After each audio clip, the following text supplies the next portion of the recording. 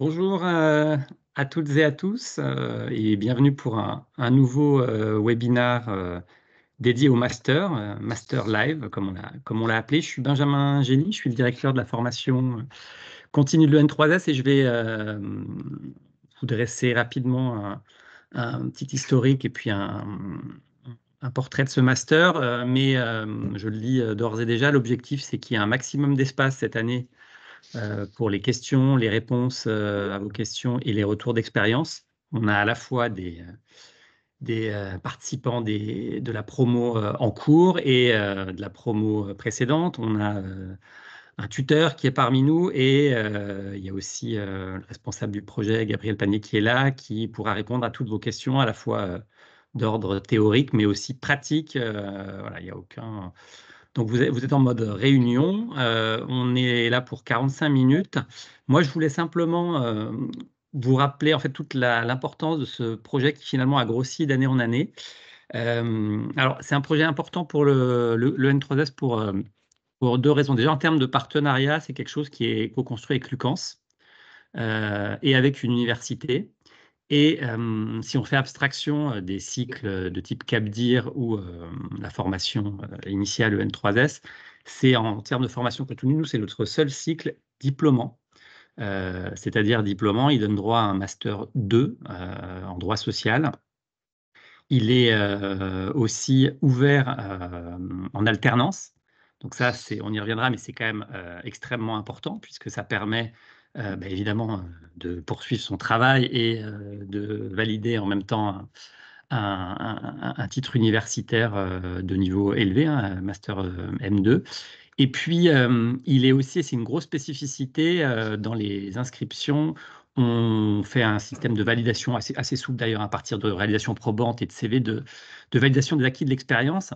Ce qui veut dire que pour des managers stratégiques en poste ou en devenir, parce qu'il est ouvert plus largement à des personnes qui ne sont pas managers stratégiques mais qui souhaiteraient le devenir, on va regarder simplement voilà, la capacité à se projeter sur plus de responsabilités, sur des mobilités, et on va évaluer ça de façon avec une commission avec à la fois l'université et puis le Lucans et nous N3S, et on va simplement voilà, permettre de valider des acquis professionnels et d'une certaine façon de faire un saut qualitatif, c'est-à-dire que vous pouvez très bien pour certains avoir on sait qu'il y a une inflation des diplômes ces dernières années, mais on a des managers qui, voilà, qui sont tout à fait performants et qui, en termes de diplôme, avec je sais pas, un bac plus 2, bac plus 3. Et donc, on peut, à travers cette formation alternance, tout de suite basculer sur un niveau M2. Donc ça, c'est vraiment important pour nous. Voilà. Évidemment, si vous avez déjà un M1, voilà, vous n'avez pas besoin, vous pourrez vous inscrire directement au M2.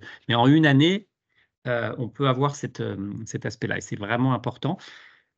Autre grosse spécificité, c'est aussi une passerelle possible vers le Cap d'Ir, puisque il y a un système qui permet. Alors, il faut laisser une année s'écouler entre les deux, puisque il faut, si on dispose de ce master et qu'on s'inscrit au Cap d'Ir, donc il faut avoir le papier entre les mains, le diplôme entre les mains. On peut pouvoir uniquement présenter les épreuves orales du Cap d'Ir. Donc, ça peut être aussi on va dire un sas ou une étape préalable. C'est pas forcément l'alpha et l'oméga du master. Je pense qu'on y reviendra dans les échanges. Il n'y avait pas forcément toujours besoin de se projeter sur du Cap d'Ir, mais voilà, c'était une évolution importante au cours des 2 années précédentes. Voilà, donc peut-être pour laisser de la place aux échanges, je vais m'arrêter là. Je redis à quel point donc c'est important pour l'école, pour le N3S, parce que j'allais dire c'est un petit peu la synthèse de ce qu'on veut faire à la formation continue. On veut à la fois avoir une approche avec des institutionnels, donc il y a des gérants des réseaux de la sécurité sociale qui vont bien sûr intervenir, ça c'est notamment les tuteurs, donc c'est extrêmement important en termes de carrière et de réseau. On a aussi des consultants, parce qu'on veut aussi développer les compétences personnelles, managériales. Le développement personnel est extrêmement important. Aujourd'hui, on le fait, tout ce qui tourne autour des soft skills. Donc ça, c'est travaillé à travers le master. Et puis, on a bien sûr l'aspect universitaire, qui est aussi important. Donc c'est un peu à la croisée de ces trois chemins, de ces trois réseaux-là. Et c'est un beau programme qui est quand même aussi engageant, puisque je pense qu'on aura l'occasion de l'aborder, voilà, qui nécessite de se projeter sur une année chargée. Voilà, mais collective. Et puis il y a une dimension promo et réseau qui est essentielle. Voilà pour ce panorama. Donc c'est la 8e édition qui va s'enclencher l'an prochain. 8e promotion. Il y a 7 promos et voilà, on commence à avoir une certaine maturité sur ce master. Je repasse la parole à Gabriel pour la suite du programme. Ben, merci beaucoup Benjamin. Et oui, donc à mon tour, bonjour, bienvenue à tous nos participants. Un format peut-être un petit peu différent et je rebondis tout de suite. Effectivement, depuis le début du mois, donc les dossiers d'inscription pour la 8e promotion sont donc accessibles sur la page du site internet de l'EN3S.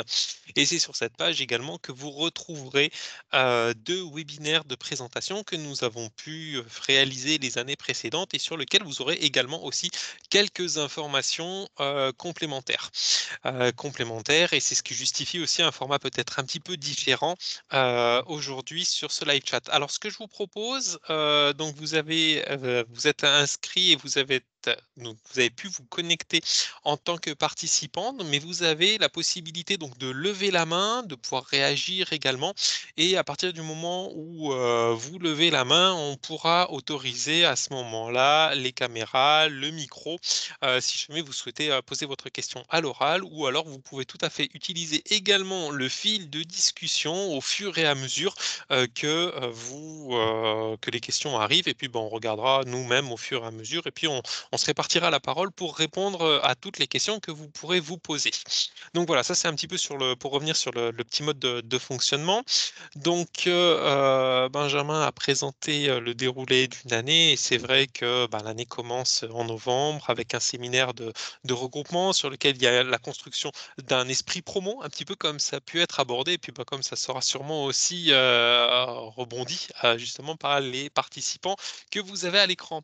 Donc, pour les participants que vous avez à l'écran, nous avons donc la chance d'avoir 2 promotions. La promotion actuelle en très grande majorité, une promotion de 25 stagiaires cette année. Nous avons atteint le maximum et c'est pour répondre peut-être à la question avec le dossier de sélection. Donc 25 places sont offertes chaque année sur le master. Voilà, du coup, c'est vrai qu'avec 25 places, nous commençons à devoir pousser les murs et puis après, nous mobilisons fortement nos ressources internes et Benjamin a parlé des tuteurs et nous avons la chance d'avoir Rémi Gros, du coup tuteur également depuis quelques années avec nous et qui aura aussi l'occasion de vous faire un petit mot de présentation sur à la fois la fonction et l'intérêt. Donc voilà très simplement sur les règles de fonctionnement. Ce webinaire sera également enregistré, viendra nourrir la petite file documentaire que nous avons sur le site et nous vous proposons également, puisque je vous ai parlé de la promo 7, mais nous avons aussi 2 acteurs de la promo 6 qui ont accepté de vous faire part d'un petit retour d'expérience 1 an après, finalement, quelque part, un petit recul, ce que ça a pu apporter et puis peut-être un petit partage d'expérience aussi sur le pourquoi ils étaient là et finalement sur les perspectives que ça peut ouvrir au sein d'un parcours, puisque c'est un parcours, mais comme ça a été présenté aussi dans les webinaires précédents,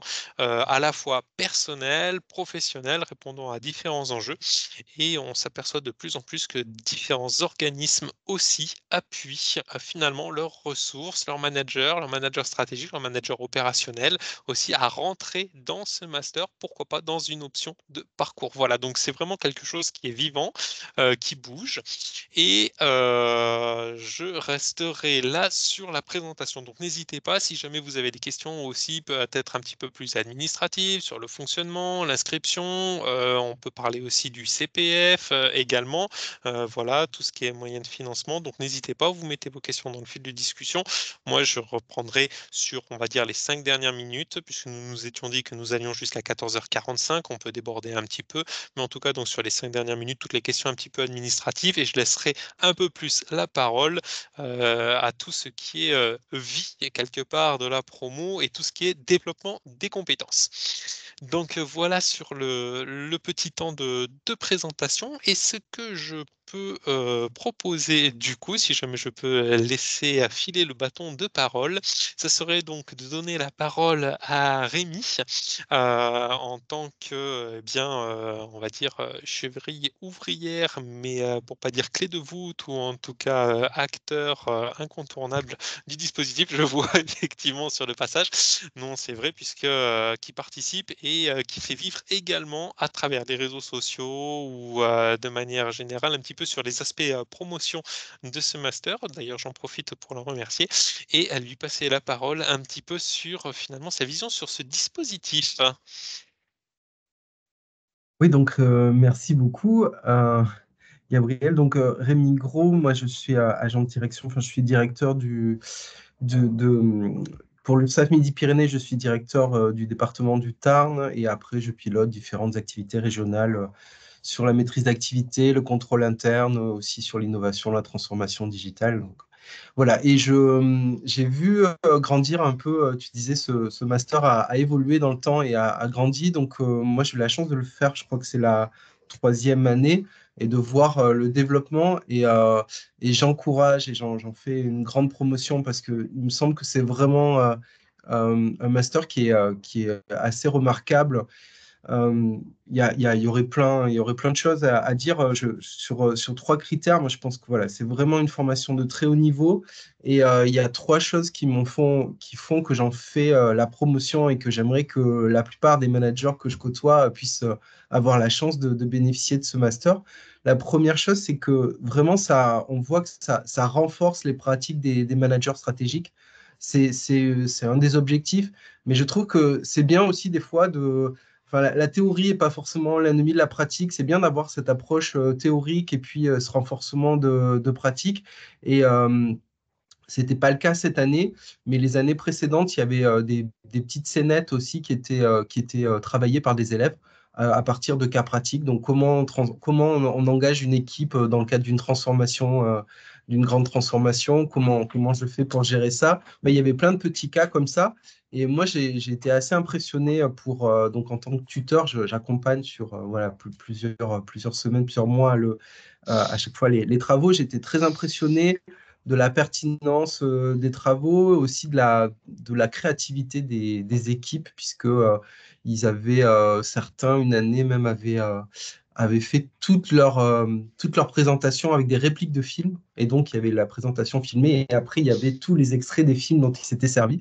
Donc, c'était assez rigolo de voir en termes de dynamique de groupe que ça permet à certains, bon, voilà, il y a un effet de groupe qui fait que certains poussent d'autres, sortent un peu de leur zone de confort et qu'on arrive à des choses qui sont très audacieuses et très efficaces. Donc voilà, vraiment un premier point sur le renforcer les pratiques des managers stratégiques avec vraiment, on voit que c'est une formation d'excellence et que c'est vraiment une chance de pouvoir avoir cet aspect théorique, consultant.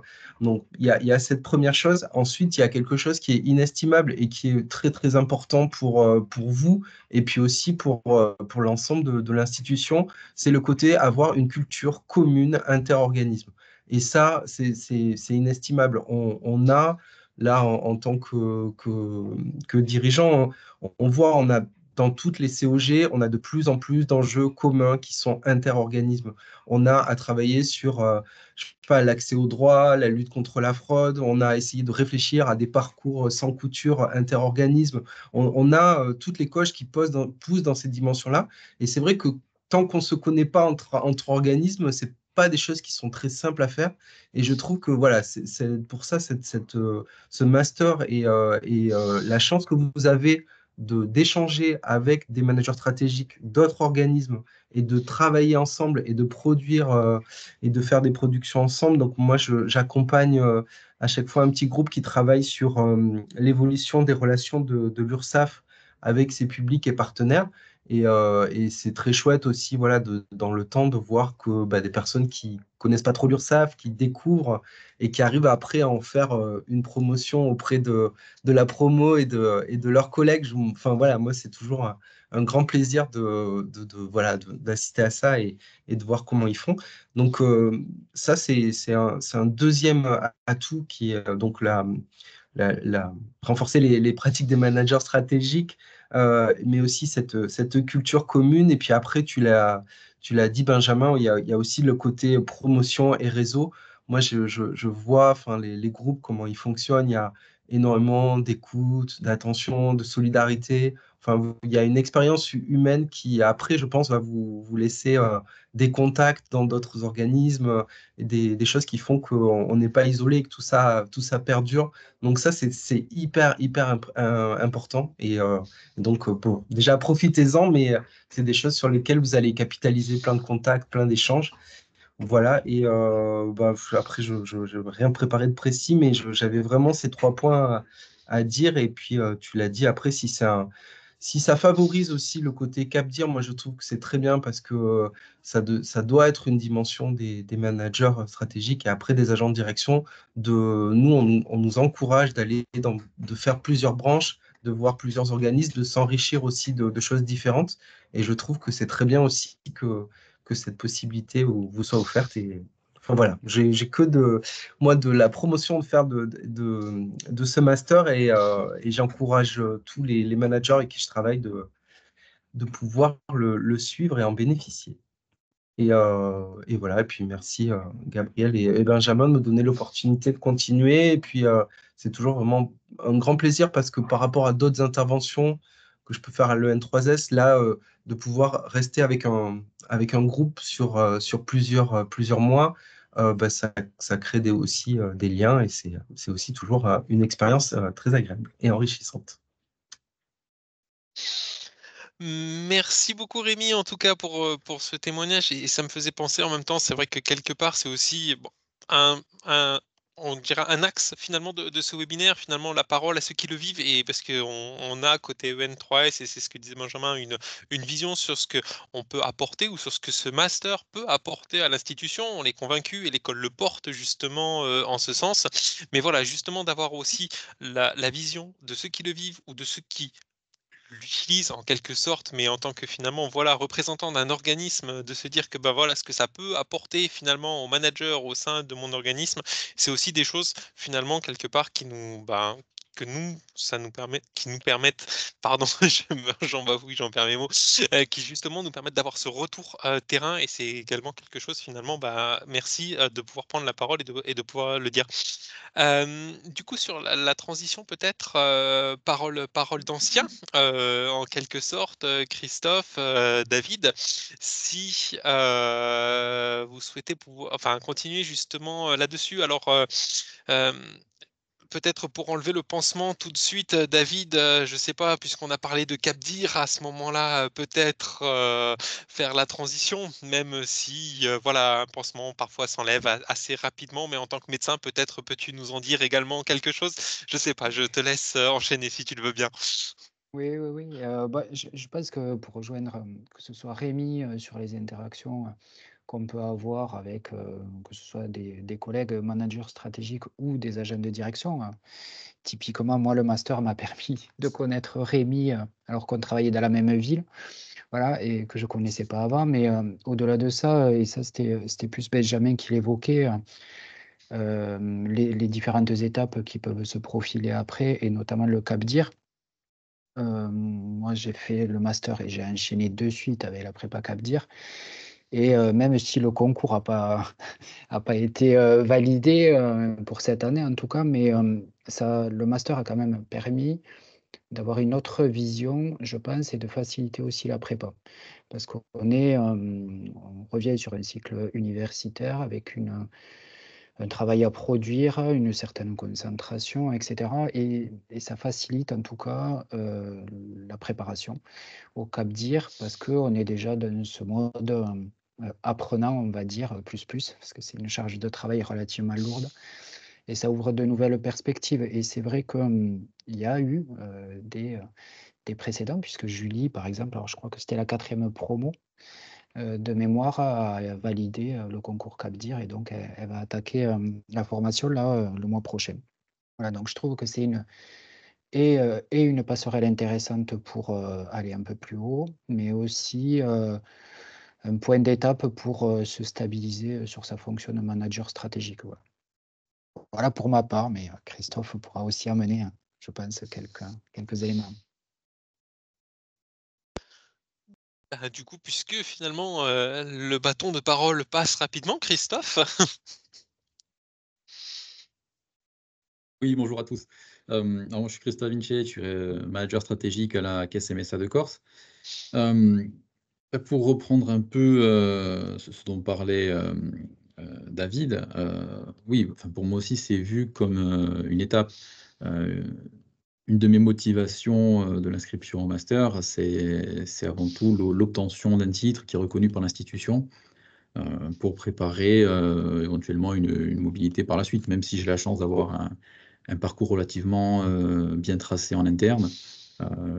Voilà, je ne m'interdis pas de voir ce qui se passe ailleurs pour aller découvrir. Et la découverte justement de ces autres régimes, de ces façons de faire, parce qu'à la MSA, on fait tout, mais on fait tout différemment du régime général ou des autres régimes. Donc ça a été l'occasion pour moi de découvrir des personnalités de toutes les caisses de France, de tous les régimes, toutes les branches. On a quelqu'un de la CFE aussi, ce qui nous a permis d'avoir des échanges vraiment ultra intéressants. Donc sur ce que peut apporter le master, voilà. On a une longue liste. Je rajouterai aussi pour moi la mise à niveau des compétences. Je suis sorti de la fac il y a 15 ans maintenant. Je me suis dit qu'il serait peut-être temps d'actualiser mes compétences, de voir ce qui se fait de nouveau. Et sur ce point, je n'ai pas été déçu. Merci Christophe. Du coup, ça me permet de faire une petite précision aussi. Historiquement, donc le master avait été porté avec Lucans, donc le partenaire avec qui, de toute façon, vous retrouverez également son logo et puis ses apports sur les webinaires précédents. Il est toujours porté, enfin, avait été porté, je l'ai dit au passé, non, il est porté avec Lucans. Et il a été ouvert à la MSA, du coup, du régime général vers la MSA, il y a 2 ans. Donc voilà, donc cela fait donc 2 ans que nous accueillons des frères de la MSA, si on peut parler comme ça en tant que régime général avec le petit clin d'œil. Donc pour la 3e année, nous continuons et également au niveau le groupe a augmenté, les tuteurs ont aussi augmenté et un sujet MSA donc est traité en nouveauté pour cette année.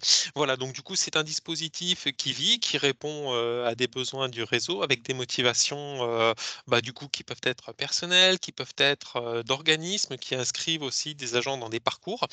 Et du coup, si jamais on peut passer la parole à la promotion actuelle, du coup sur le côté peut-être un peu les coulisses, l'envers du décor, comment ça se passe finalement une année de scolarité, comment se passe? Alors on a parlé de compétences qui dataient, qui ont été réactualisées. Merci Christophe pour la passerelle.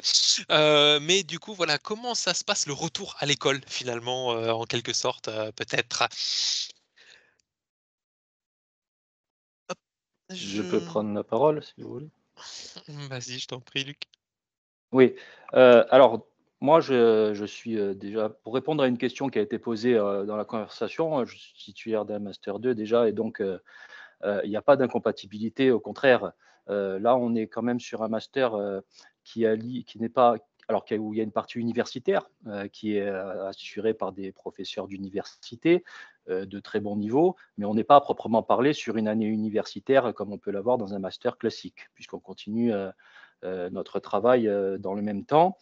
On est accompagné par des universitaires, par des coachs qui amènent, cet aspect, de compétences, autres et par les intervenants, qui ne sont pas non plus des universitaires et ça en alliant tout ça, plus, un accord, alors il faut s'arranger dans le cadre de son travail, il faut en parler avec sa direction, il faut avoir un lien aussi, avec sa famille pour bien expliquer que c'est quand même une année qui est quand même particulière, qui va prendre du temps, hors aspect, travail et tout ça étant dit, on crée, en même temps à l'intérieur par les regroupements, des liens entre les personnes qui sont, inattendues.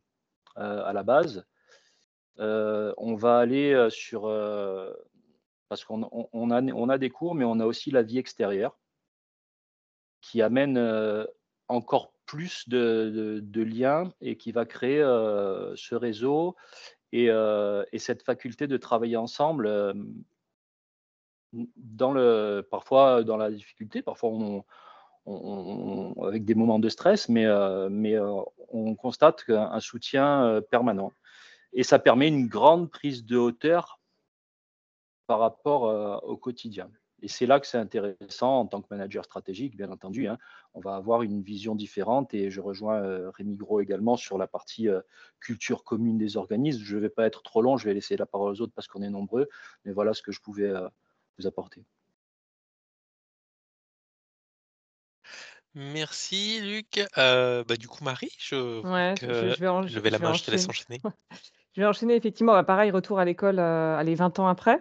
Moi, je suis pas en position de manager stratégique, mais après, c'était aussi un projet d'évolution professionnelle avec, il y a 10 ans, le N3S en interne, mais pas réussi. Donc du coup, la passerelle CapDir dans une seconde partie de carrière, parce qu'il me reste encore pas mal d'années à travailler. C'est effectivement une option qui est très intéressante.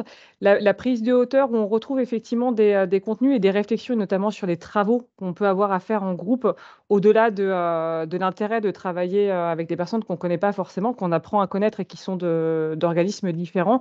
Ça permet d'avoir une hauteur de vue sur toute la protection sociale et ça, c'est enfin, quelque chose qu'on montrait plutôt, pour les agents de direction et en fait, c'est très important que les, managers stratégiques soient aussi en possession de cette vision parce qu'en fait, au final, on a quasiment tout le temps les mêmes enfin, un usager commun, quoi. Donc c'est important. Puis, la vie, oui, non, il y a une vraie vie en dehors des cours, et c'est aussi ce qui fait la richesse de cette formation. C'est même trop court, il faudrait peut-être penser à un 5e regroupement en physique, Gabriel, voilà.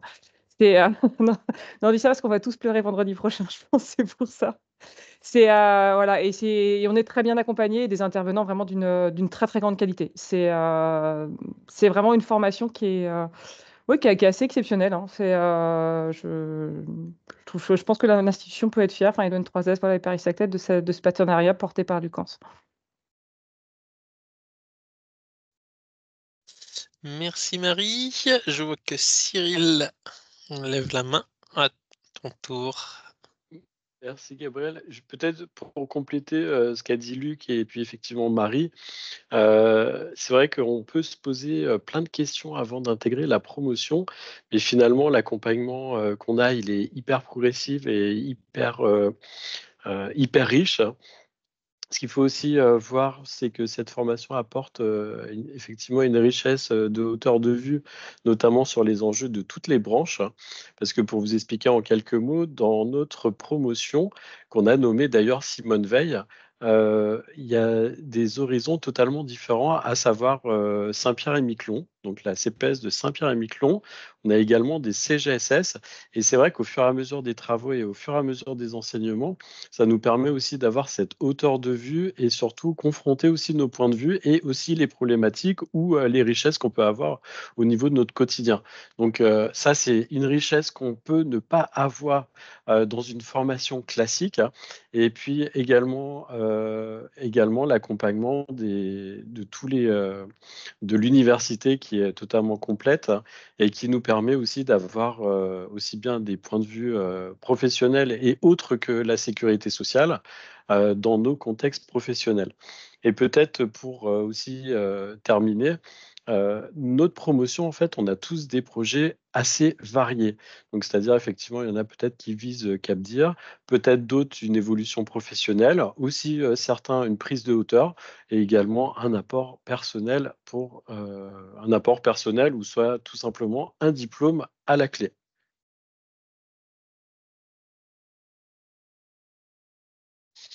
Merci Cyril pour ce retour. Du coup, je regarde un petit peu. Eh ben, Lumna, du coup, je vois que tu viens de lever la main. Je te laisse enchaîner, du coup.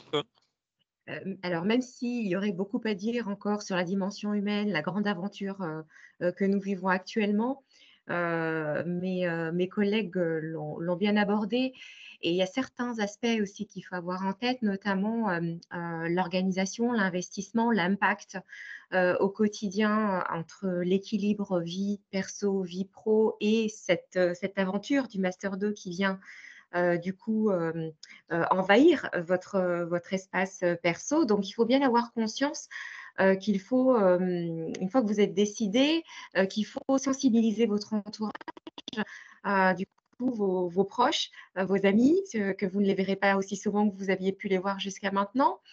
Et quelques petites infos que vous pouvez effectivement garder en tête, c'est que une fois que vous avez eu le bonheur de recevoir votre admissibilité, alors là, il faut changer de livre de chevet. Il faut optimiser vos trajets quand vous prenez les transports en commun en écoutant des podcasts. Dans cette approche-là, il faut vous dire aussi qu'avant même d'intégrer la scolarité, il faut peut-être, sans vous mettre la pression, mais réfléchir sur un sujet qui vous tient à cœur pour le mémoire.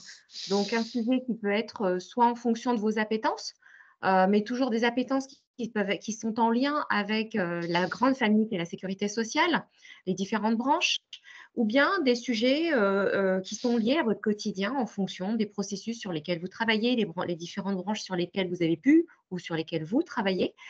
Et puis voilà, de pouvoir un peu distiller vos différentes lectures, orienter vos choix de livres et de podcasts en fonction du domaine d'activité de votre sujet. Gardez en tête que ce sujet, faut rester souple dans son approche, que vous pouvez avoir une idée en particulier, mais que l'accompagnement fait par l'université peut aussi vous faire voir les choses, vous faire prendre de la hauteur et vous amener peut-être à orienter votre réflexion, à la décaler avec avec de la souplesse. Et une fois que vous avez… Donc ça, c'est des choses que vous pouvez faire au quotidien et qui vont moins vous peser lorsque vous allez arriver au niveau des différentes échéances. Et puis, une fois que vous êtes engagé dans ce parcours-là, peut-être c'est de vous visualiser ou de peut-être tout simplement de dessiner une frise chronologique sur laquelle vous positionnez les grandes étapes et du coup sur lesquelles vous allez localiser un petit peu en mode focus je dirais les fourchettes d'heures de travail qu'il va falloir investir en amont de ces étapes-là. Donc, pour vous donner un exemple, au niveau des différents livrables, alors c'est vrai que Rémi a évoqué voilà, l'exposé, les scénettes. Pour vous donner un ordre d'idée au niveau des battles et au niveau donc de l'exposé que nous avons passé avec mon groupe qui est en force aujourd'hui, je tiens à le souligner, et sur lequel voilà, vous passez un certain temps. Donc en effet, en moyenne, une fois que vous avez sur cette prise chronologique, vous avez identifié la période où il va falloir démarrer et tenir dans la durée, il faut compter à peu près 5 heures en moyenne par semaine d'investissement. Donc 5 heures, dans ces 5 heures, il y a quoi? Il y a de la veille, il y a le fait de pouvoir analyser cette veille, la trier, et puis bien évidemment de la rédaction. Et une fois, et en plus de ces fameuses 5 heures par semaine, il faut pouvoir anticiper et planifier les sessions de travail avec votre groupe, et soit à distance, mais également profiter des semaines où on est en présentiel pour pouvoir du coup échanger, soit lors du temps de repas, soit en fin de journée lorsque le cours est terminé. Donc voilà quelques éléments d'organisation. Je ne vais peut-être pas tout dire, je vais peut-être laisser mes collègues en dire un peu plus. Merci Loubna. Organiser des activités extrascolaires, Loubna, très important, mais c'est du pilotage aussi. Hein. C'est ça. Oui, de la gestion de projet.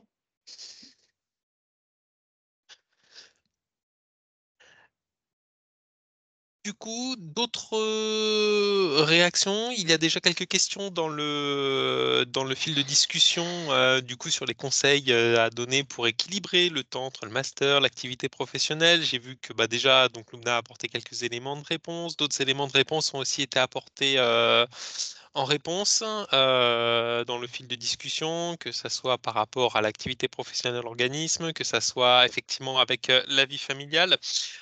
Juste avant de redonner la parole, du coup, j'ai vu que Sébastien avait levé la main. C'est une formation qui se réalise, c'est une formation professionnelle continue, donc qui se réalise, qui est soumise à l'autorisation de l'employeur, qui se réalise donc sur temps de travail. Donc effectivement, ces aspects-là sont importants à aborder de toute façon, puisqu'il y a un échange, avec son employeur et à titre, de conseil, justement, le retour et les échanges avec son manager, avec son N+1, avec son N+2 pour montrer aussi un petit peu, donner à voir la vie de la scolarité et puis faire le lien avec le monde professionnel comme le proposait Lubna, du coup, sur les sujets de travaux ou autres. Voilà, ce sont autant de petites astuces ou de petites facilités qui permettent justement d'ancrer le master avec la réalité professionnelle. On reprendra les questions du fil de discussion au fur et à mesure. Sébastien, je vais te laisser réagir du coup, si tu veux bien. Merci Gabriel. Bonjour à tous. C'est vrai que tout à l'heure on parlait du fait qu'il y ait des personnes de tout horizon, mais il y a aussi des organismes. C'est vrai qu'on a des personnes du CTI, de MSA, d'URSSAF, de CAF, DRSM, et c'est vrai que ce partage, c'est super intéressant. On apprend plein de choses. Nous, dans le cadre des travaux, moi j'étais dans le groupe de la CAF, donc je suis caisse primaire. Et c'est vrai qu'on apprend plein de choses. On a des dispositifs croisés. Et c'est super intéressant. Après, il y a aussi l'intervention aussi du coach, enfin de la coach Rose, c'est vrai on en a pas parlé. Et bon, donc c'est du coaching perso et on apprend sur nous. Il y a plusieurs séances, c'est pas juste 1 heure et c'est terminé. On a 4 ou 5 séances. Donc ça aussi, c'est un plus. Après, j'ai vu une question par rapport au lâcher prise et par rapport à l'organisation vie privée et vie perso, bon, qu'on a un échange. Je parle peut-être plus pour les mamans, mais sans être très maman non plus, parce que je pense que c'est de plus en plus vrai pour les papas. Mais après, c'est vrai on apprend à lâcher prise à la maison. C'est vrai que certaines personnes ont tendance à t'organiser chez eux et tout. Et le fait de partir, de devoir partir 1 semaine, on apprend aussi à déléguer. Et je pense que ça fait du bien même pour l'apprentissage personnel par rapport à ça, à laisser du temps. Et sinon, ma particularité à moi, donc on en a parlé un peu en début, c'est que je suis parti avec un BTS. Donc je suis sur, une personne qui a un bac+2, qui a pas un master 1 ni un master 2 et donc la VAPP, qui a été présentée en début de session. Heu, c'est intéressant à compléter parce que du coup, on fait une rétrospective sur son parcours et ça permet de faire un bilan. Lorsqu'on fait la VAPP, en fait, on fait un bilan de soi-même et on arrive à se projeter. Et après, le fait de valider derrière avec le master 2, c'est vraiment un plus, en fait, et sur une courte durée, en plus. Et il y a aussi quand même le contexte, géographique, on est bien quand même dans le 13e, c'est un beau quartier, c'est sympathique. Il faut le dire aussi, c'est important. On y passe du temps quand même. Voilà. Merci Sébastien. Ça fait effectivement le lien avec les grands temps finalement de rendez-vous en quelque sorte. On a parlé des travaux. Effectivement, donc il y a, plusieurs temps qui sont marqués autour des travaux. Le premier rendu qui est un rendu un petit peu de battle, qui est un exercice d'argumentation qui arrive assez tôt en début d'année.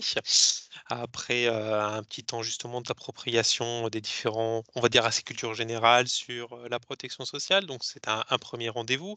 Un 2e rendez-vous autour du rendu d'un exposé, voilà, qui permet de travailler, d'aller dans le fond et puis d'être dans une posture non plus forcément que d'apprenant, mais aussi dans une posture de transmetteur, finalement, puisque c'est aussi quelque chose qui est attendu là-dessus.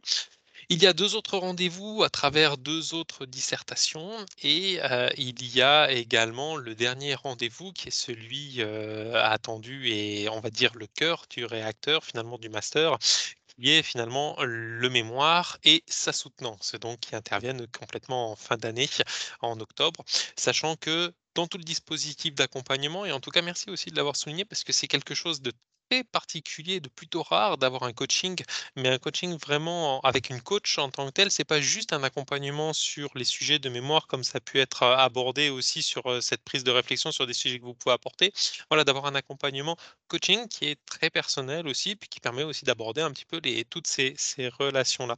Donc voilà pour ces temps de rendez-vous. Et avant de te redonner la parole, Cyril, juste du coup, le rendez-vous, il y a aussi les rendez-vous physiques et qui sont ces rendez-vous de regroupement en présentiel. Alors, on n'est pas à l'abri d'une autre catastrophe sanitaire, puisqu'on a pu en parler aussi d'ailleurs tout récemment, mais du coup, il y a 4 temps identifiés, 4 semaines pleines à prévoir en déplacement sur Paris. Donc effectivement, dans le 13e arrondissement, un quartier qui a été en tout cas bien accueilli, bien apprécié, mais il y a donc 4 temps de rendez-vous là-dessus. Donc à intégrer aussi dans un agenda, à intégrer dans une organisation. Et il y a le premier temps qui apparaît, qui arrive très rapidement en novembre, 2 jours où là où on est plutôt sur la représentation du parcours, les attendus, où on va avoir des éléments académiques sur la structuration d'un mémoire, ce qu'on attend, et cetera, où on reviendra sur les différentes échéances et différentes étapes, et qui est aussi ce temps un peu de constitution de la promo. Voilà. Et qui permet depuis 2 années maintenant d'avoir aussi un petit temps d'échange avec l'ancienne promotion. Voilà, un petit peu comme une sorte de passation de témoin. Donc voilà, sur les temps de rendez-vous, les rendez-vous sur les travaux, les rendez-vous sur les temps de regroupement, donc qui sont, eux, présentés dans la plaquette qui est aussi accessible au niveau du site internet. Ça va me permettre de relancer la parole pour toi, Cyril, et de regarder ce qui se passe dans le fil de discussion. Bah, justement, je voulais faire le parallèle avec ce que tu disais, Gabriel, et la question de Karine. Quels conseils donnez-vous pour équilibrer le temps entre le master et l'activité professionnelle dans son organisme?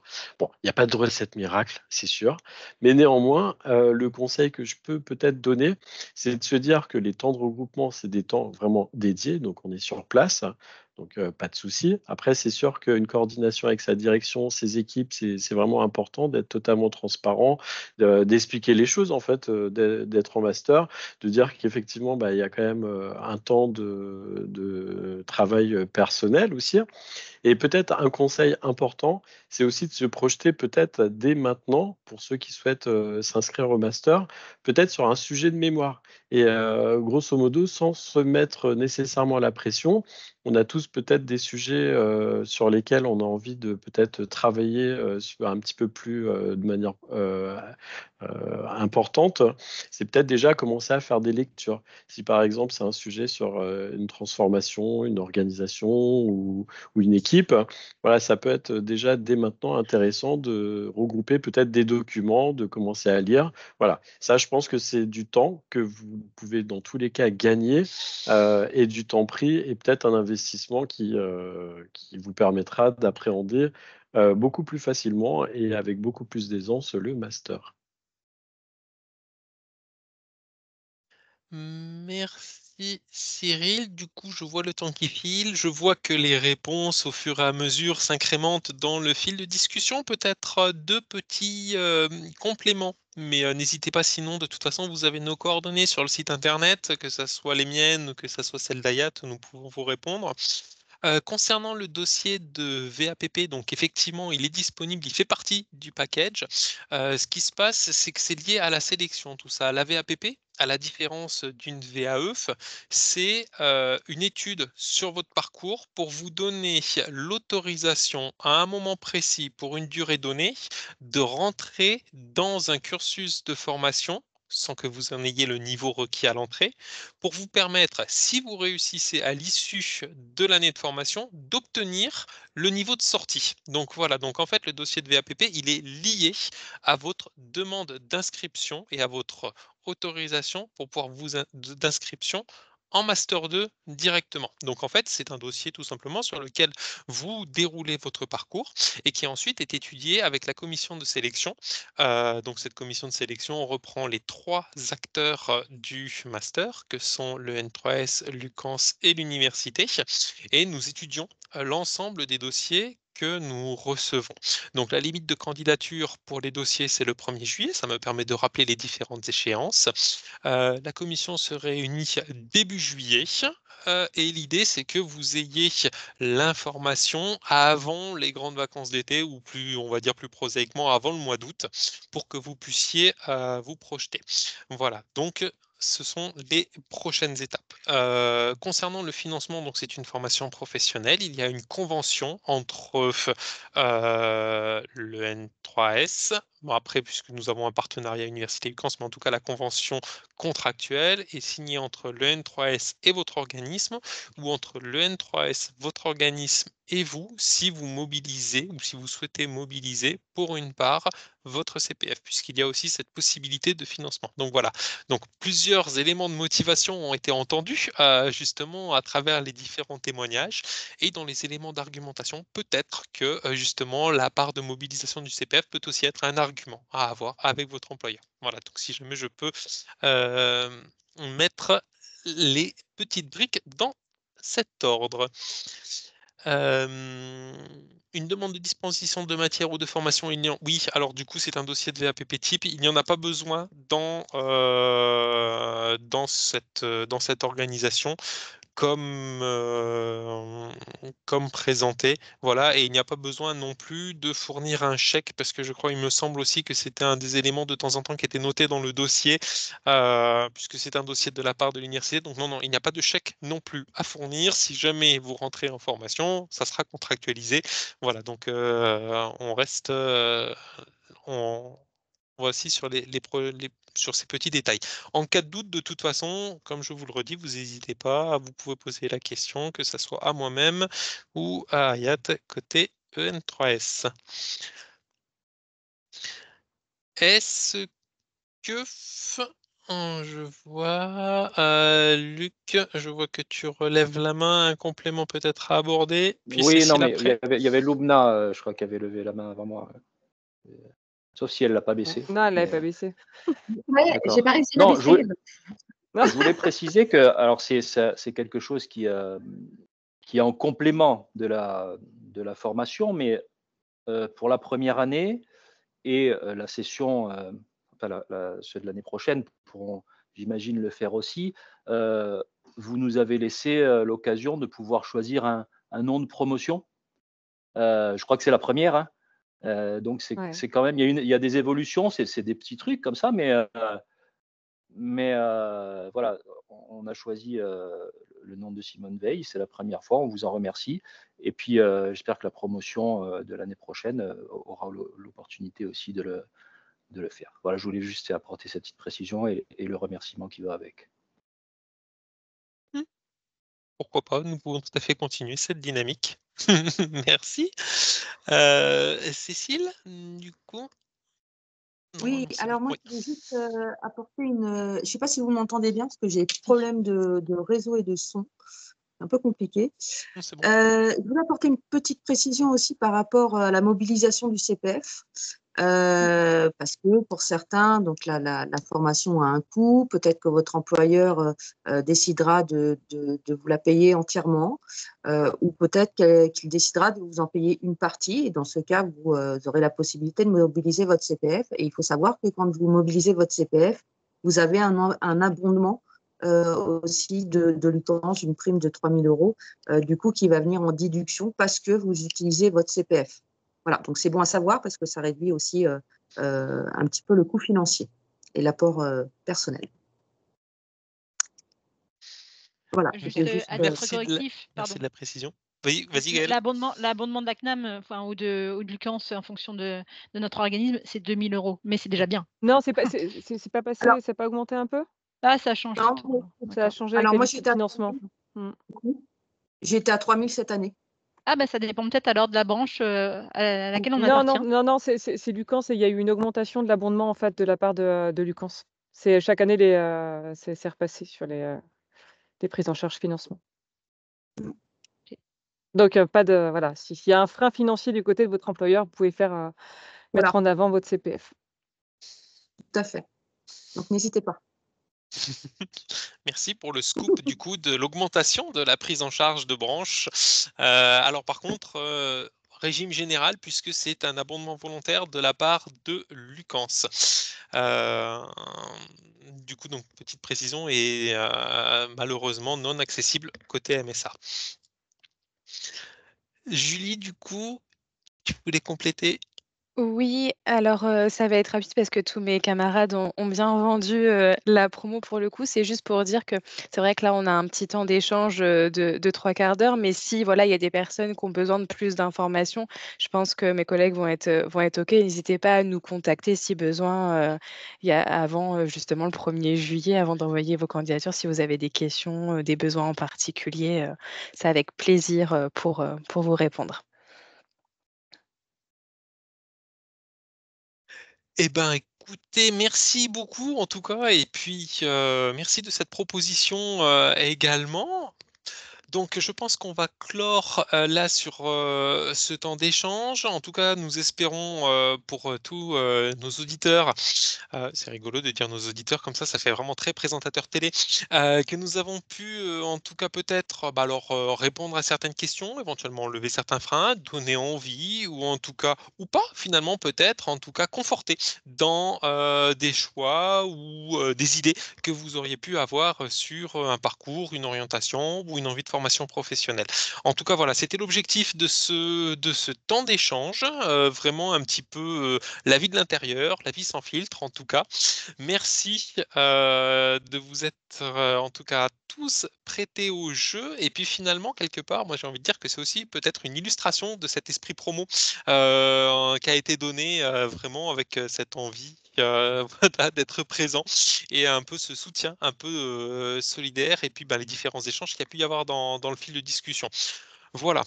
À titre personnel, en tout cas, quelque chose sur lequel je prends beaucoup de plaisir, finalement à suivre, même si c'est parmi de nombreux projets et puis, bah, voilà, en tout cas, toujours d'avoir un œil et avec beaucoup de, oui, de plaisir parce que finalement, je trouve aussi à titre personnel que c'est un dispositif très intéressant pour l'institution, en tout cas et que ça apporte à la fois professionnellement, personnellement parlant et que je trouve que c'est vraiment un très bon mix et que je crois finalement à ce mix où si chacun des intérêts finalement, que ça soit personnel ou professionnel, sont, relevés et ben, finalement, nous avons une mayonnaise qui prend bien. Voilà, donc en tout cas, j'ai vraiment envie de, ben, remercier tous les stagiaires, anciens, présents et puis, bah, peut-être à venir finalement quelque part, que nous pouvons voir. Merci beaucoup Rémi également, en tout cas sur, bah, finalement cette énergie, à apporter, tout au long des différentes, années, là-dedans et qui, ben, contribue aussi, à cette mayonnaise, à cet esprit de promo, à cette dynamique. Voilà, donc je vais m'arrêter là parce que sinon c'est moi qui Merci à vais vous. finalement merci, faire déborder l'heure et bah, en tout cas, je vais vous souhaiter une très bonne fin d'après-midi et puis, ben, au plaisir, de vous recroiser, de lire vos dossiers de candidature, ou autres en tout cas, si vous le souhaitez. Merci à tous. Merci, au revoir. Merci. Merci. Et au revoir. Au Au revoir. revoir. Au revoir. Au À tout à revoir. l'heure. À tout à l'heure. À tout à l'heure, oui.